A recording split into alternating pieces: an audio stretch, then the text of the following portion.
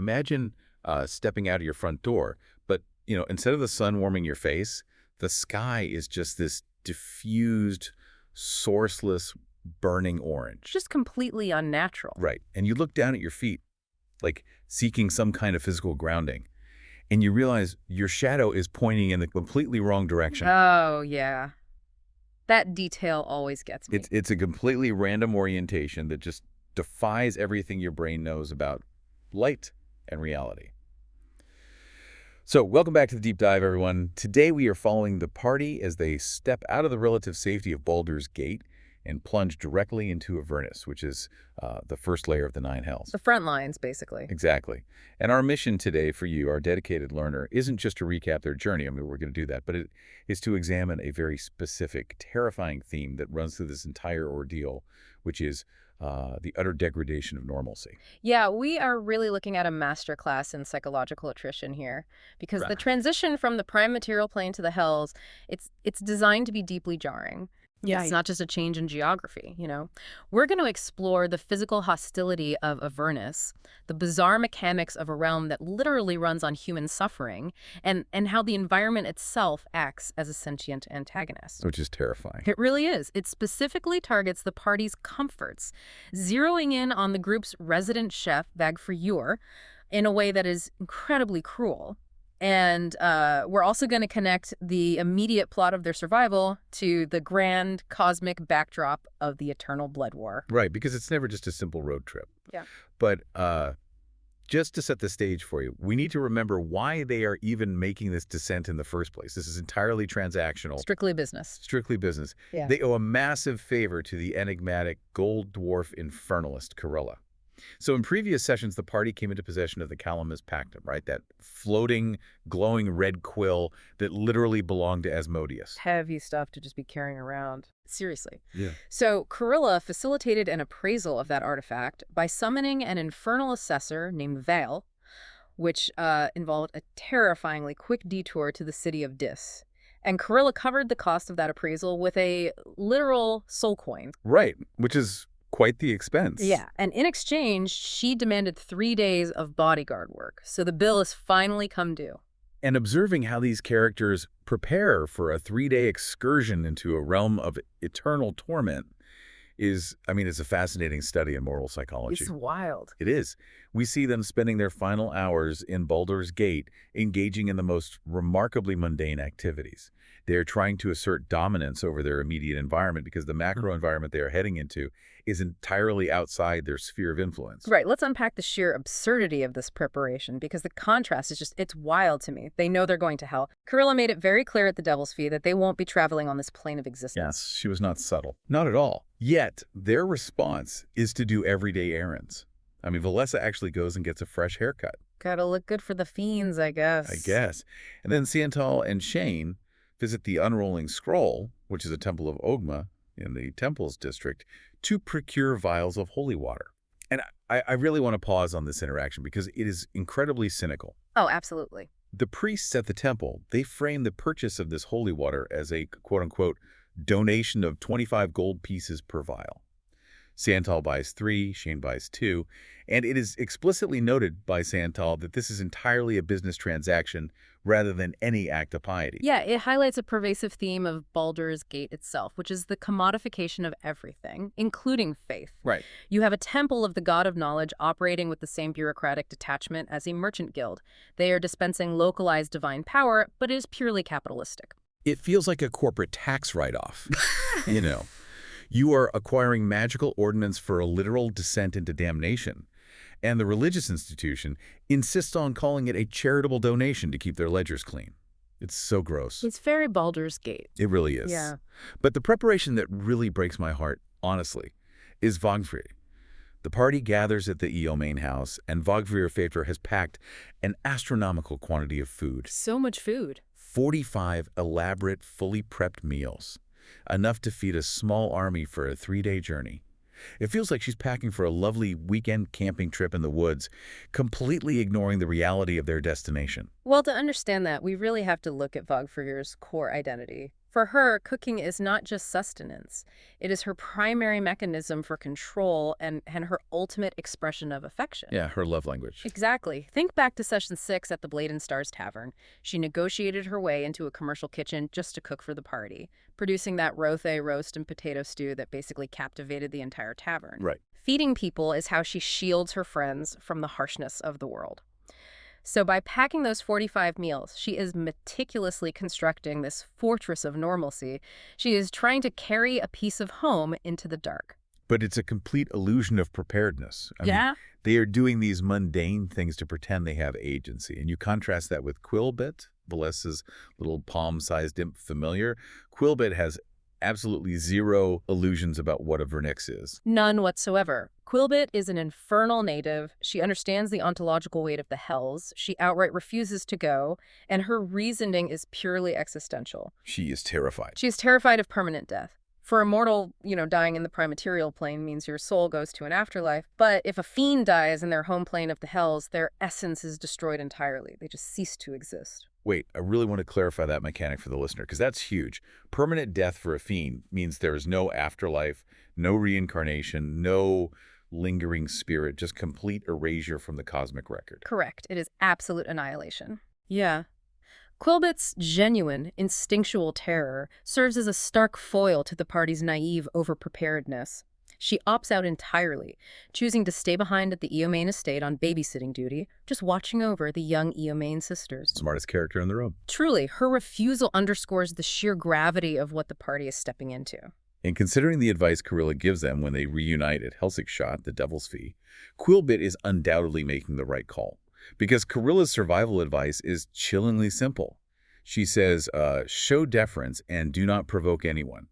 And then when they press her to elaborate, she simply repeats, don't piss anyone off. I mean, that is the baseline role for surviving a hierarchy built on pure malice. Yeah. There is no concept of fairness, justice, or mercy in the hells. There is only power and the deference owed to that power. Carilla understands that any attempt to assert mortal morality or pride in Avernus is basically a death sentence. Totally. Yep. So they move upstairs to the back room of the Devil's Fee. And this is where all those mundane preparations clash violently with arcane reality. Carilla draws an elaborate 8-pointed star on the floor using a dried, rusty brown substance, which is blood. Naturally. She places these ominous components at the points, right? Like a diamond, a skull, incense, a coin. She mutters an incantation, the lines ignite, and the center of the star ripples into this mirror-like sheen, reflecting a raging inferno. And they step through, one by one. And the environmental shock is immediate. Oh, bad. They step into a structure known as the House of Hope, which serves as the residence of Carilla's patron in Avernus. Yet even within the confines of this building, the atmosphere is just suffocating. It is described as a dry, oppressive heat that physically steals the breath from their lungs. The full sensory assault. But the House of Hope itself presents this bizarre juxtaposition because it is wildly opulent. We are talking red stained glass windows stretching from floor to ceiling, and this half circle of dimensional mirrors reflecting completely different idyllic realities. Yeah, like a snowy tundra, a lush forest. Exactly. Or even the familiar skyline of Baldur's Gate. It is this pocket of extreme luxury just floating in a wasteland. And that opulence serves a very specific narrative purpose. The juxtaposition of the House of Hope against the barren ash of Avernus highlights the immense disparity of power and privilege in the infernal hierarchy. Oh, that makes sense. Right. Comfort is not entirely absent in the hells, but it is exclusively hoarded by the immensely powerful or the incredibly well-connected. It is a physical manifestation of inequality in a landscape designed for suffering.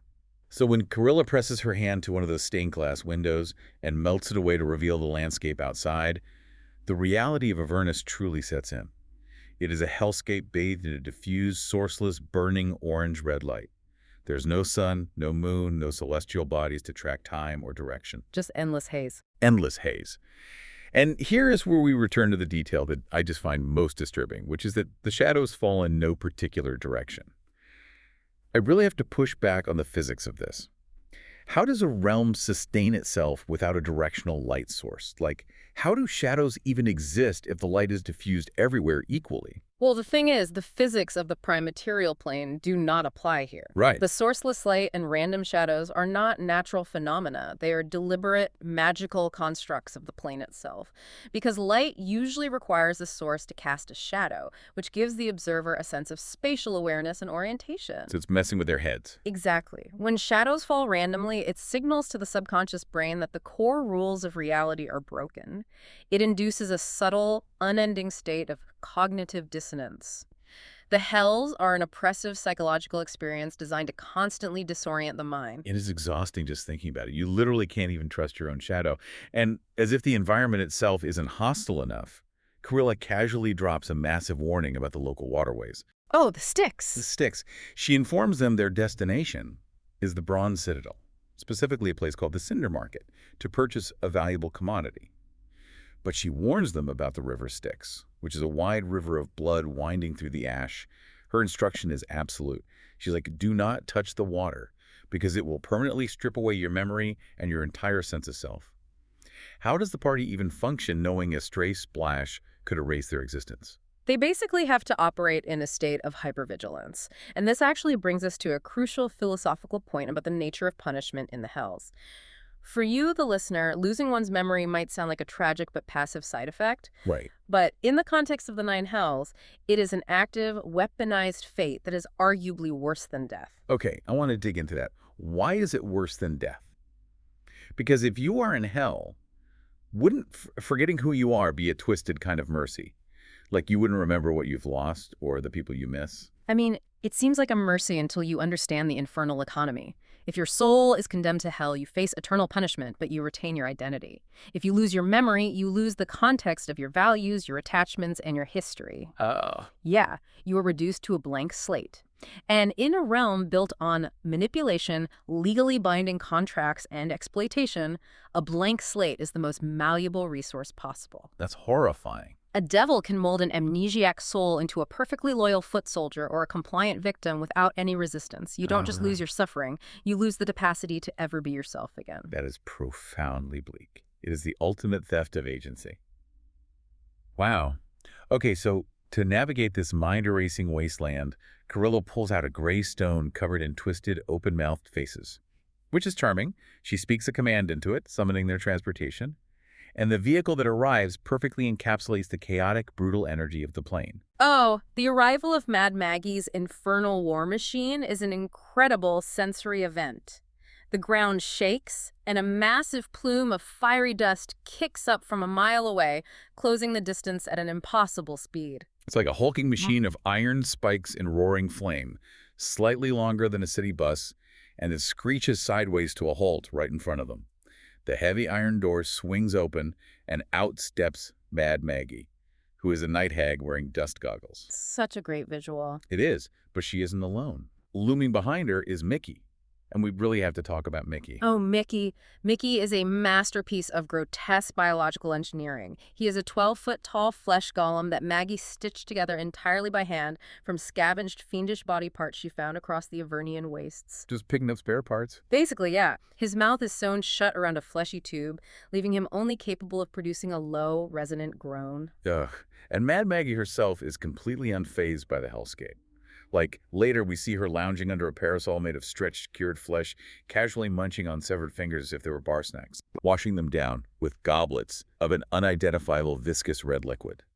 She looks the party over with these sharp, calculating eyes, deliberately leans in to sniff Cirrus, and casually declares, "You'll do!"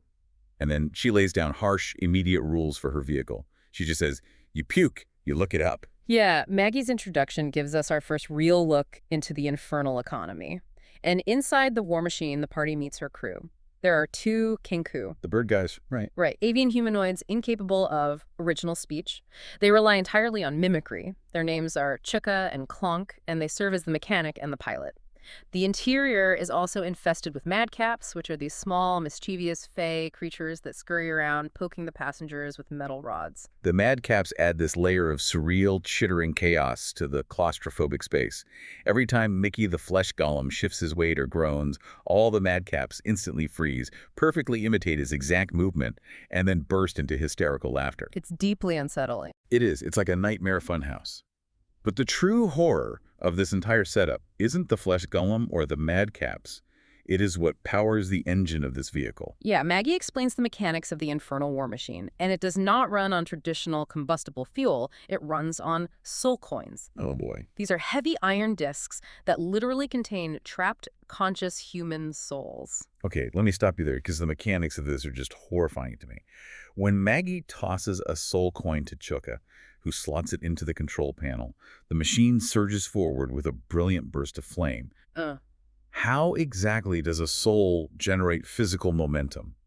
Like, is the machine burning the soul until it is destroyed, or is it extracting some kind of metaphysical energy from the soul's anguish? It is the latter, and it is a terrifying process. The engine of an infernal war machine operates by siphoning the life force and emotional anguish of the trapped soul. The coin is essentially a high-capacity battery of suffering. A battery of suffering. Yes. Slotting it into the engine forces the soul to experience immense agony, and that psychic friction is translated into raw, explosive motive force. So they're just torturing them to go faster. Exactly. The soul isn't immediately destroyed. It is slowly, agonizingly drained until nothing is left but an empty iron husk. That completely recontextualizes the party's situation. I mean, they are sitting in a massive metal cage hurtling across a wasteland, entirely propelled by the continuous, localized torture of a human spirit. It illustrates the total commodification of existence in Avernus. Souls are not sacred entities deserving of reverence or judgment. Here, they are just high-grade fuel, and the party is forced to be complicit in this system simply by taking the ride. Because they have no other choice. Right. And Maggie also points out the weapon that Clont the Kenku pilot is wielding. It's a Hellfire warhammer. She casually mentions that if a mortal is killed by a Hellfire weapon, their soul doesn't travel to the afterlife of whatever god they worshipped. It is ripped straight down into the maggot pits of the nine hells, instantly transforming into a lemur, which is the lowest, most pathetic form of devil. See, I have a huge problem with the cosmological implications of that. How can a single weapon forged in hell bypass the divine claim of a god? Like, if I am a devout follower of a deity and I am killed by a Kenku with a hellfire hammer, my god just loses my soul. What is the cosmic loophole that allows the hells to steal souls outright? Well, the loophole lies in the ancient pacts that govern the multiverse. The nine hells operate on highly specific, universally binding legal frameworks. Hellfire is a primordial substance that burns on a metaphysical level. It actually severs the tether between a mortal soul and its divine patron at the exact moment of death. Because the soul is unmoored and completely saturated with infernal energy, the gravity of the hells basically pulls it down before the gods can claim it. That is wild. It's a brutal subversion of the cosmic order. It demonstrates that the hells are not just a place of punishment. They are an aggressive, expansionist empire trying to monopolize the soul trade. That's a great way to put it. So they are rolling across Avernus in this soul-fueled nightmare bus, digesting the horrific reality of the infernal economy. When the journey violently halts, there is this grinding, agonizing shriek of metal. The machine lurches sideways, and it grinds to a dead stop. Oil-black smoke begins pouring out of the front chassis. And this breakdown forces a moment of highly technical party collaboration. Chuka, the Kenku mechanic, is violently kicking the wheel hub, screaming a torrent of infernal curses. Typical mechanic behavior. Right. And Valessa, recognizing the urgency, ritually casts a spell of linguistic comprehension so she can actually understand the technical diagnostics Chuka is frantically mimicking. She pulls out her tinker's tools and identifies the failure point. Two heavy iron gears have become severely misaligned, and their teeth are jammed and locked under immense pressure. But diagnosing the problem and fixing it are two very different things. Yeah. There is this stubborn, massive bolt holding the casing that simply won't budge. So they call over Vagfreder, relying on her immense physical strength as a barbarian. But even her leverage isn't enough to break the seal. It's really stuck. Yeah. So we get this incredible visual of Valessa literally climbing up and standing on Vagfreder's shoulders to get the optimal downward angle for extra leverage. Together, applying maximum physical force, they spin the bolt free, allowing Chuka to realign the jammed gears. It is this moment of mechanical triumph in the middle of a wasteland. And while the mechanics are finishing the repairs, the rest of the party attempts to take a brief rest. They decide it is time to eat, breaking into the 45 elaborate meals that Vagfreder spent hours preparing back in Baldur's Gate. And this is the moment where the theme of degrading normalcy really reaches its peak, because they pull out these perfectly preserved meals. Visually, the food looks exactly as it did when it was packed. It hasn't rotted, it hasn't spoiled. Perfect. But the moment they take a bite, the reality of Avernus sets in. Every single morsel tastes overwhelmingly foul. It tastes of sulfur, rot, and ash. Even the fresh water they brought from the prime material plane tastes bitter and corrupted. Yeah, Mad Maggie watches them spit out their food, clearly amused by their revulsion. She explains the cruelest environmental hazard of Avernus.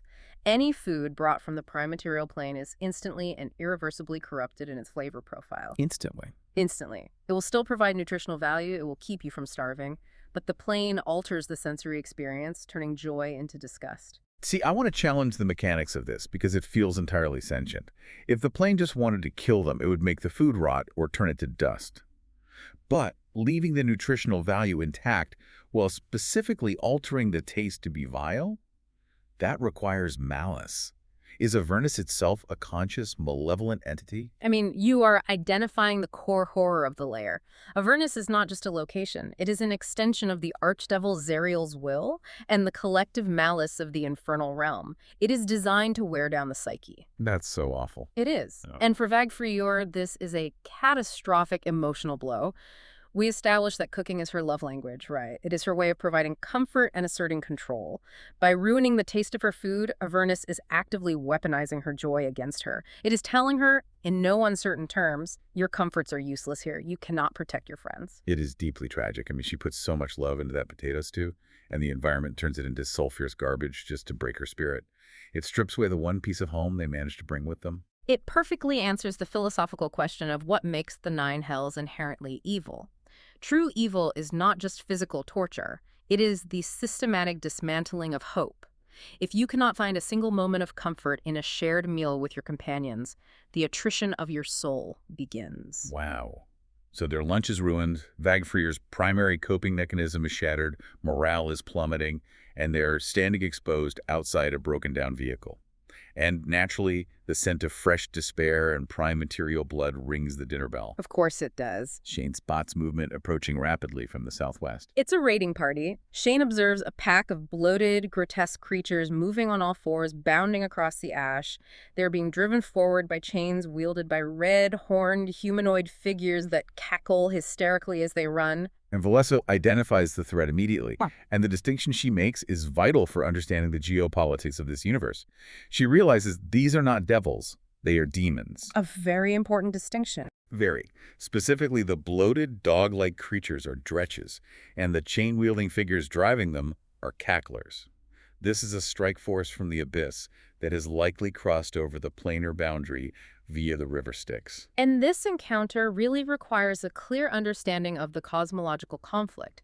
Devils and demons are entirely distinct entities. Let's break that down for the listener. Sure. So devils, the native rulers of the nine hells, are lawful evil. They represent rigid hierarchy, tyrannical order, and binding contracts. Demons, on the other hand, hailing from the infinite layers of the abyss, are chaotic evil. They represent unbridled destruction, entropy, and the complete annihilation of all structure. And they are locked in a permanent war. The Blood War. It is the defining cosmic conflict of the multiverse. Think of the nine hells as a highly structured, tyrannical immune system, and the demons of the abyss are a virulent, chaotic infection. That's a great analogy. The devils are not fighting the demons out of any sense of moral righteousness. They are the white blood cells violently attempting to maintain the rigid, lawful structure of their realm against an invasion of pure chaos. Avernus is the primary front line of this eternal war. The party hasn't just broken down in a desert, they have broken down in the middle of a cosmic battlefield. Which makes Mad Maggie's reaction to the demonic charge completely infuriating. The moment the demons are spotted, Maggie and Mickey the Flesh Golem immediately retreat inside the armored war machine and slam the heavy iron door shut. She locks the party outside to face an abyssal hit squad entirely on their own. Yep, she just dips out. She does. And I have to push back on the idea that this is just like Avernian pragmatism. If she needs the party alive to collect her payment from Corilla, letting them get slaughtered by demons is terrible business. Isn't this just raw cowardice disguised as utility? Well, from a mortal perspective, it absolutely looks like cowardice or bad business. But from Maggie's perspective, it is a necessary stress test. She operates in an environment where weakness is a liability that gets everyone killed. I guess that's fair. Yeah, if this party cannot survive a minor skirmish with low-level demons, they are entirely useless to her, and they certainly wouldn't survive the deeper layers of Avernus. She is preserving her most valuable asset, which is her war machine and her life, while forcing the party to prove they are worth the fuel it takes to transport them. Empathy just does not factor into the equation. Well, the party is forced to prove their worth, and they do so through sheer violent competence. And much of this is driven by Vegfrir, who channels all her deep emotional frustration over her ruined cooking into physical devastation. Valessa channels a wave of transformative magic into Vegfrir, vastly expanding her physical form. Oh, this part is amazing. Combined with her own innate barbarian abilities, Vegfrir swells to a towering height of over 30 feet. She becomes a localized force of nature on the battlefield. The combat dynamics here are brutal and efficient. Siantal unleashes crackling, unnatural force, blasting chunks of flesh off the charging dretches while securing a tactical vantage point on top of the war machine's chassis. Shane operates with cold precision, dropping the chaotic fiends in their tracks with lethal archery. And Melissa enters this fluid, deadly trance, weaving through the chaotic melee and firing radiant bolts that sear the demonic flesh. But the defining moment of the skirmish belongs to giant Vegfrir. She is enormous, she is enraged, and she reaches down, grabbing one of the bloated dretches in her massive hands. She hefts it like a living boulder and hurls it with catastrophic force directly into another demon. Using a demon as a weapon. Literally. The kinetic impact is so severe that both demons simply explode into gore. It is a stunning display of improvised, giant-sized violence that completely breaks the demonic charge. It is highly effective crowd control. And the aftermath of the combat reveals more about the nature of these planar entities. When Shane puts down the final cackler with a perfectly placed arrow, the dying demon releases this haunting, bone-chilling laugh that echoes across the wastes. It's a sound so saturated with abyssal malice that it physically harms a surviving dretch nearby. Wow. But more importantly, when the demons die, their bodies do not remain on the battlefield. The corpses dissolve rapidly into wispy black ash, vanishing into the oppressive air. Let's clarify the mechanics of that. Because they are demons from the abyss, killing their physical forms in the nine hells doesn't actually end their existence, right? It just breaks their current manifestation. Precisely. When a demon is slain outside of the abyss, its physical form is destroyed, but its chaotic essence is violently tethered back to its home plane, where it will eventually reform. It's like a respawn point. Yeah. Exactly like a respawn point. To permanently kill a demon, you must slay it within the abyss itself. The dissolving ash is a visual representation of the futility of the blood war. It is an endless, grinding cycle of violence where the combatants simply respawn in their home dimensions, ready to be deployed to the front lines all over again. So the demons are reduced to ash, the engine of the war machine is finally realigned, and the vehicle roars back to life. And in the immediate aftermath of this intense combat, we get a moment that perfectly highlights the slightly dysfunctional, deeply mortal dynamic of the party. The threat is neutralized, and Valessa, without a single word of warning, drops her concentration on the transformative magic she placed on Vegfrir. She does it while Vegfrir's is mid-stride. Yes. She's literally walking. Vegfrir is taking a massive 30-foot step back toward the war machine, and suddenly her mass just evaporates. She shrinks back to her normal size in a fraction of a second. Her legs shorten instantly, throwing off her entire center of gravity, and she nearly face-plants directly into the Avernian dirt, catching herself at the last possible second with a highly undignified stumble. It's a great palate cleanser. It is a moment of pure physical comedy. Even standing in the ashes of a demonic hit squad in the middle of hell, there's still a group of messy, uncoordinated coworkers. It really grounds the narrative, and it is actually enough to convince Mad Maggie to finally emerge from the safety of her armored cabin. She surveys the dissolved ash of the demons, looks at the panting, stumbling party, and grudgingly admits that they might actually be worth the soul coin she was paid to transport them. High praise. In the brutal meritocracy of Avernus, that is the highest praise a night hag will offer. Absolutely. So they climb back aboard the nightmare bus, the engine consumes more psychic agony, and they screech off across the wastes. Finally, the massive iron gates of their destination loom out of the orange haze. They have arrived at the Bronze Citadel. Mad Maggie unceremoniously drops them off outside the gates, promising to return to this exact spot in 2 days to retrieve them before tearing back out into the wasteland. And the atmosphere of the Bronze Citadel stands in stark contrast to the desolate wastes they just traversed. It is not a city in any conventional sense. It is a sprawling, eternal military installation. A giant war camp. Exactly. It is the primary staging ground for the Archdevil Zariel, a fortress dedicated entirely to pushing back the demonic incursions they literally just witnessed. The scale of the militarization is staggering. Kurilla leads them through the heavy gates, and the sky above the citadel is dominated by massive floating fortresses drifting ominously through the haze, constantly patrolling the airspace. The entire city seems to be in a perpetual state of construction and reinforcement, like an endless forge preparing for the next inevitable wave of the Blood War. The heat here must be so incredibly industrial. It is here, amidst the clang of iron and the march of infernal legions, that Kurilla finally drops the veil of secrecy and reveals her true errand.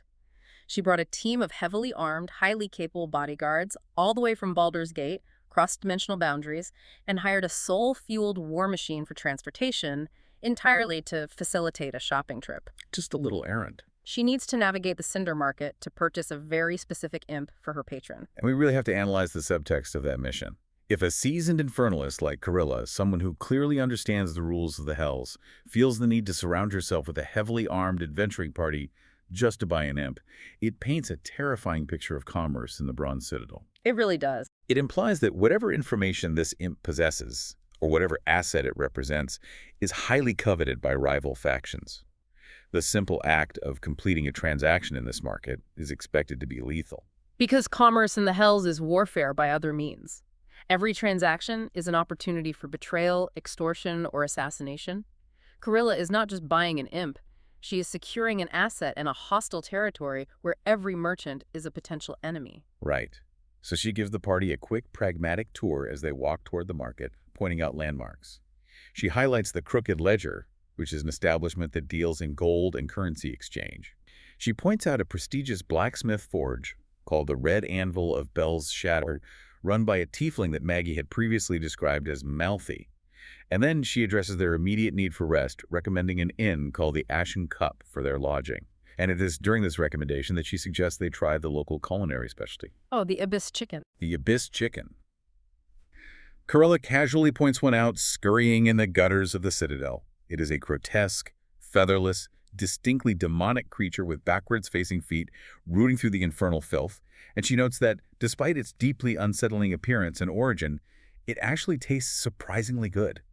And this brings us full circle to the thematic core of the session, which is the degradation of normalcy and forced assimilation. We saw how Avernus actively corrupted Vagfrey's lovingly prepared prime material food, rendering it foul and tasting of sulfur.